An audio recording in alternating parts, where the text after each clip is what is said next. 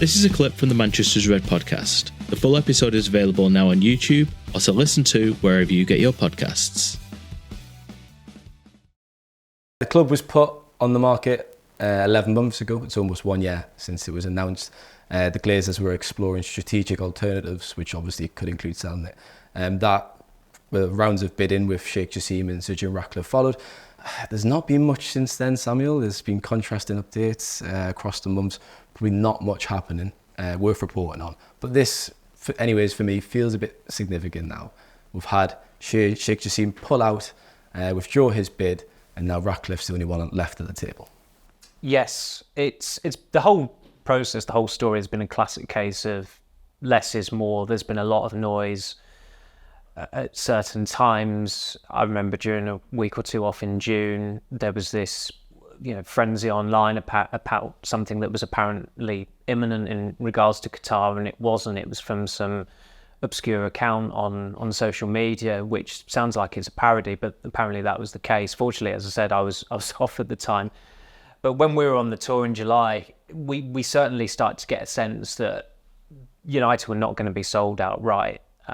Ty and I spoke to someone who's very, very well connected on Wall Street and that world really, and painted a much clearer picture than anything we'd encountered before in regards to it.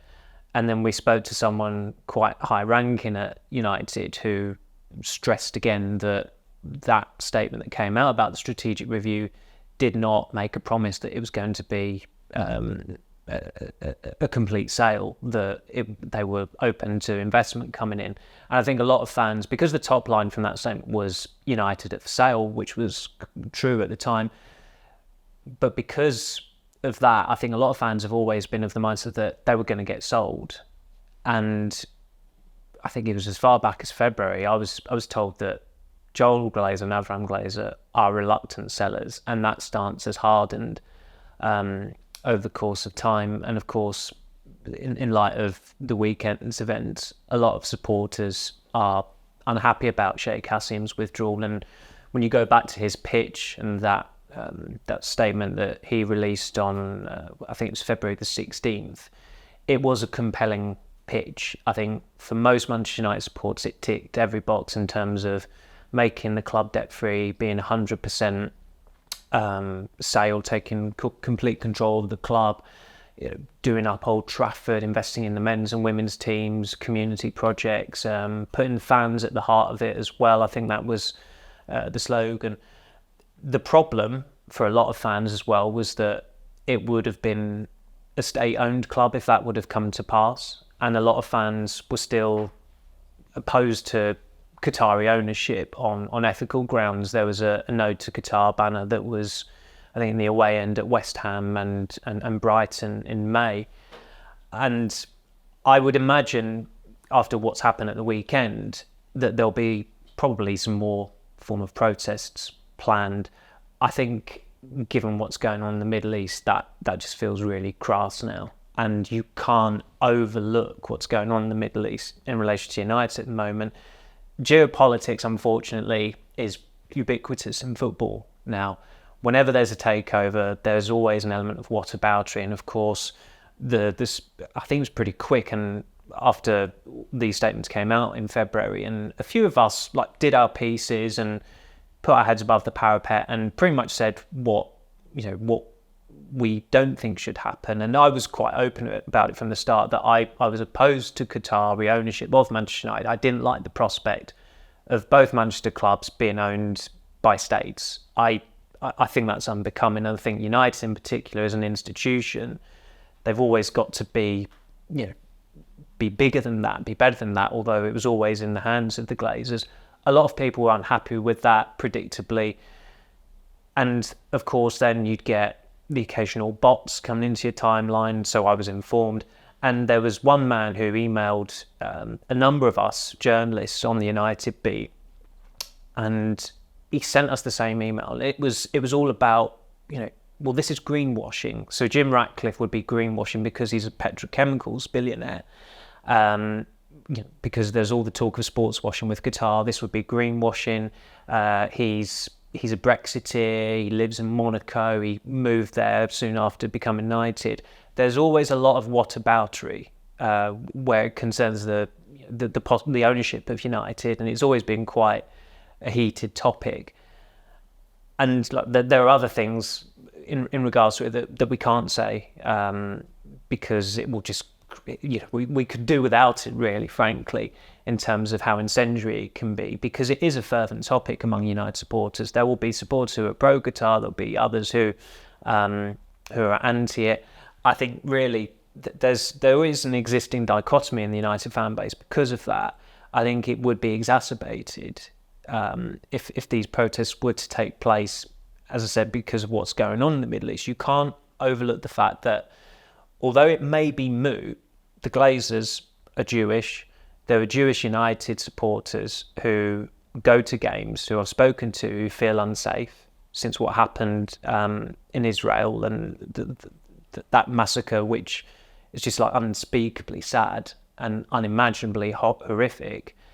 And there are also, aspects of Israel's retaliation in Palestine, which you can abhor as well simultaneously without taking sides. But where it's football and where it's geopolitics, it is always tribal, unfortunately. And the nuance kind of gets lost in it. And I suppose with the Qatari element, if a Qatari takeover would have taken place now, which I don't think has really been in the offing for quite some time. I've never had the sense that Sheikh Hassim was the favourite, and I think his momentum was starting to peter out some months ago when it was apparent that the Glazers weren't going to go for a full sale. But had it happened, you can only imagine the outcry when leaders of Hamas, who are the terrorist group behind these barbaric attacks in Israel, are living in Qatar. And there have already been calls for the British Prime Minister Rishi Sunak to sanction Qatar because they are giving residency to leaders of Hamas. It's pretty, I mean, first and foremost, it's tragic what is happening in the Middle East. And on a much more trivial element in regards to football, it is sad that the game has become that grubby where geopolitics is so rife. And you go back to the 2018 World Cup, the opening game, you've got Gianni Infantino sat between Vladimir Putin and Mohammed bin Salman. When it gets to that extent, you know that the game is up for football, and I suppose you are swimming against the tide in terms of trying to keep it pure, because the pureness ended a long time ago. And I completely get, people have reservations about Sir Jim Ratcliffe's investment in United, but he has played politics. He as Ty said before we came on air, he saw which way the wind was blowing and realised that he wasn't going to get anywhere just trying to buy them outright, because Joel Glazer and Avram Glazer absolutely do not want to sell United. So what's the compromise? And the way he's approached it is a compromise where it looks like it's going to be a 25% minority stake, where he gets, pretty good control of apparently of the footballing operations. It's almost like the Glazers are the film studio, and they've hired a director who's been given ample creative control with their project. Now, if that's the arrangement that Ratcliffe is in for, and I imagine it would be because history tells us he is not a bit part player, and his end goal will be to take full ownership of United eventually, whenever that may be. It remains to be seen. But he's not just going to get involved in United, just have a seat in the director's box, watch what's going on and allow other people to make those decisions. He is going to want to have a big say in the running of the club, because you look at his past ventures in sports, that's what he does. And I don't think that's a disastrous scenario for United. I completely agree with... If you have this scenario to a season ticket holder that last season, who would have sat your hands up for? And I know the Qatar investment, for all the issues that comes attached to it, a lot of fans have wanted it. But if that had never been in the picture, fans would be delighted, surely, with Ratcliffe coming on board and having a minority stake. They always needed investment. I mean, Gary Neville has talked too much in general, but at the start of last season, he wasn't talking as much about it. And he said at the outset, I think it was post-Brentford, that the club needed new investment. The cash flows were that low. So that was always going to have to come one way or another. And look, I know there are cons with Ratcliff, as you know, on a moral standpoint. I don't agree with Brexit. I don't agree with someone getting knighted and then moving over to the tax haven of Monaco. Yeah, there's the greenwashing element that people will abhor as well.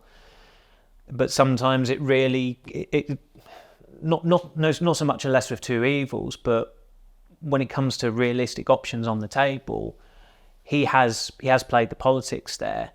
He is not going to want to fail at Manchester United. He said on the record as well, you can't, I think the quote was something like, the prospect of failing at Manchester United is unimaginable. He does not want to be someone who is tarred with the same brush as the Glazers.